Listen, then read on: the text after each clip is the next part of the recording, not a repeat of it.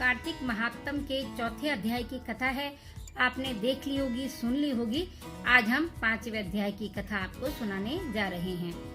देवताओं को आश्वासन देकर भगवान ने मत्स्य का रूप धारण किया और विंध्याचल की पर्वत श्रेणियों में रहने वाले महर्षि कश्यप जो सूर्य को अर्घ दे रहे थे कि अंजलि में जा गिरे। मुनि ने अंजलि में मत्स्य को देखा तो उस पर दया आ गई और उन्होंने उसे तुरंत अपने कमंडल में डाल लिया।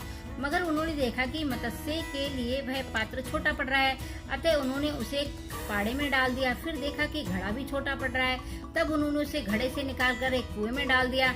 मछली का आकार आश्चर्यजनक रूप से बढ़ जाता था, अतः कुआं भी छोटा पड़ गया। तब उन्होंने उसे कुएं से निकालकर एक सरोवर में डाल दिया। मकर के लिए वह विशाल सरोवर भी छोटा पड़ गया। अंत में उन्होंने उसे समुद्र में डाल दिया। तब श्री विष्णु स्वरूप उस मत्स्य ने जल में छिपे बैठे शंखासुर को मार डाला और उसका सब हाथों में लेकर जल से बाहर निकले। इससे प्रसन्न होकर सभी देवता उनकी स्तुति करने लगे। इससे प्रसन्न होकर भगवान सभी देवताओं को लेकर बद्रीनाथ धाम आ गए और वहां उपस्थित ऋषि मुनियों से आग्रह किया कि वे जल में बिखरे ज्ञान की खोज करें।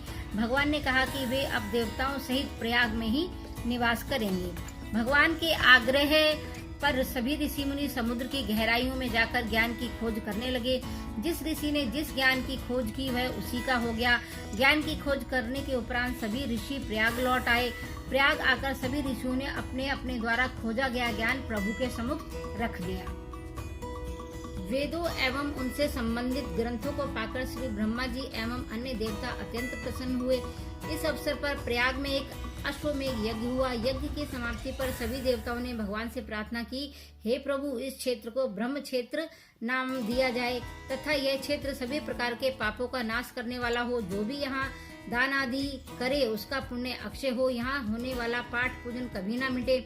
देवताओं की यह विनती सुनकर भगवान श्री विष्णु बहुत प्रसन्न हुए। उन्होंने कहा, यहाँ भागीरथी गंगा और सूर्य पुत्री यमुना का संगम है, अतः यह स्थान तीर्थों का राजा होगा।